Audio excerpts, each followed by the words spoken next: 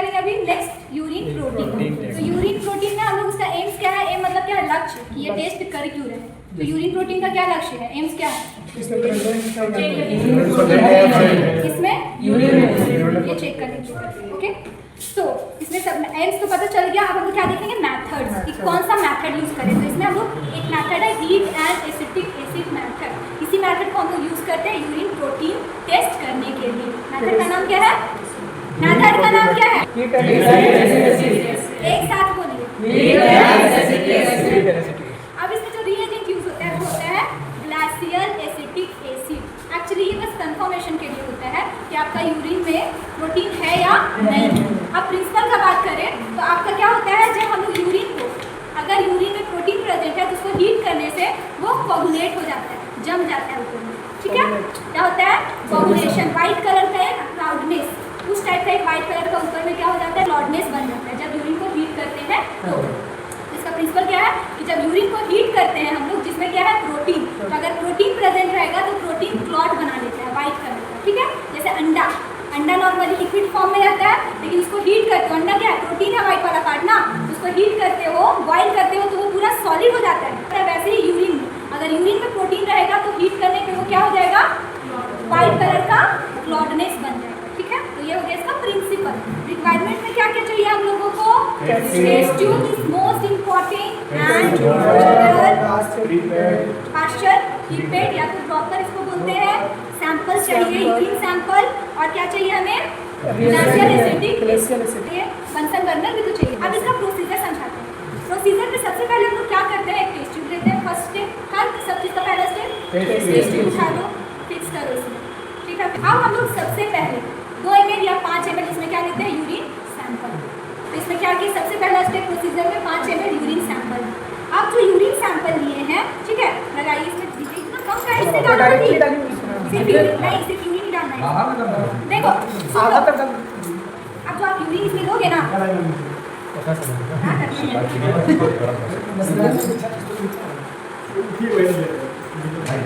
सबसे पहले क्या किया, 5 ml यूरिन फर्स्ट स्टेप में एक टेस्ट ट्यूब ली, उसमें 5 ml यूरिन ली, उसको होल्डर के साथ फिक्स कर दिया। ठीक है, अब बंसन बर्नर में हम लोग को ये ऊपर वाला जो पार्ट है ना, इसको नीचे से हीट नहीं करना है जैसे शुगर में कर रहे थे, यहाँ से नहीं करना है, यहाँ से करना है ऐसे, हाँ, यहाँ ऊपर वाला पार्ट में हीट करना है। किसको करना है, ऊपर वाला, क्योंकि ऊपर ही व्हाइट कलर का क्लॉट बनता है। ठीक है, उसी से पता चलता है नीचे और ऊपर में डिफरेंस क्या है। जब यहाँ पे क्लॉटनेस बन जाता है तो हम लोग इसमें यहाँ से हीट नहीं करेंगे, किधर से हीट करेंगे, ऊपर वाला, अपर पार्ट को हीट करना है। कौन से पार्ट को, upper part of urine, not the lower part.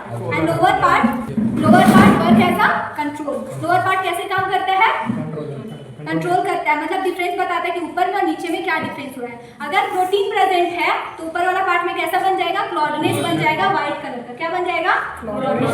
इसमें हम इसको हीट करते हैं, अपर पार्ट को हीट करते हैं। ठीक है, ऐसा करके, ओके, देखो ऐसे हीट करना है।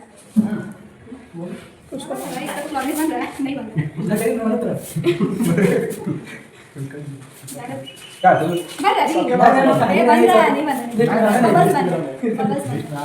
अब देखो, जैसे कि इसमें हम लोग देखेंगे कि क्लॉडनेस बना है या नहीं बना है। इसका नहीं बना है, सिर्फ बबल्स थोड़ा थोड़ा दिख रहा है। ठीक है, तो अगर यहाँ क्लॉडनेस बन जाता, क्या बन जाता, क्लॉडनेस बन जाता, तो हम लोग कंफर्म करने के लिए उसमें क्या डालते हैं, एसिटिक एसिड। क्या डालते हैं, एसिटिक एसिड। ठीक है, क्लॉडनेस बन रहा है तो क्यों डालते हैं एसिटिक एसिड। अगर एसिटिक एसिड डालने के बाद वो क्लॉडनेस जैसा था वैसा ही रहेगा, जो क्लाउडी बना है वो ये डालने के बाद भी वैसे ही रह जाएगा, तो मतलब उसमें प्रोटीन प्रेजेंट है।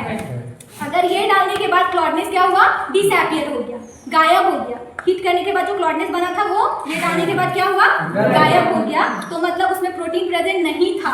वो कोगुलेशन किसकी वजह से बना था, क्लॉडनेस किसकी वजह से बना था, फॉस्फेट की वजह से। एक और होता है यूरिन में फॉस्फेट, तो फॉस्फेट की वजह से बनता है, जो थोड़ा सा अमाउंट में यूरिन में रहता है। ठीक है, फॉस्फेट, तो उसके बाद वो भी आपका क्लॉट बना सकता है, कोगुलेशन बना सकता है। ठीक है, तो ये हम लोग क्यों डालते हैं, सिर्फ कंफर्मेशन के लिए, इसमें रियल में प्रोटीन प्रेजेंट है या नहीं है। ठीक है, तो ये आपका कंफर्मेशन के लिए हम लोग डालते हैं। इसका तो क्लॉडनेस बना ही नहीं, तो कंफर्म क्या करेंगे, कुछ करें कंफर्म।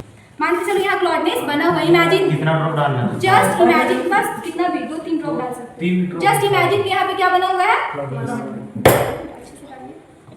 बस।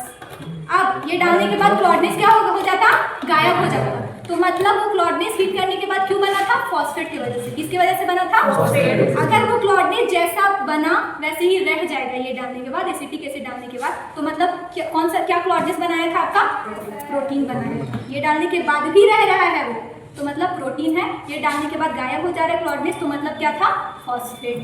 बस इसी से पता चलता है क्लॉडनेस बन रहा है तो प्रोटीन है, नहीं बन रहा है तो प्रोटीन एसिड है। ठीक है, ये कंफर्म करने के बाद ओके। इससे तो अगर किसी के यूरिन में प्रोटीन प्रेजेंट है तो उसको क्या बीमारी हो सकता है, सबसे पहले तो किडनी से रिलेटेड बीमारी होगा। किडनी अच्छे से फिल्टर नहीं कर रहा है और किडनी में जो केमिकल थोड़ा सा हो सकता है उस पेशेंट में भी, लेकिन किडनी का खतरा हो सकता है बहुत ज़्यादा बड़ा वाला। ठीक है, कहाँ है आप, चलो इलाज करा दो।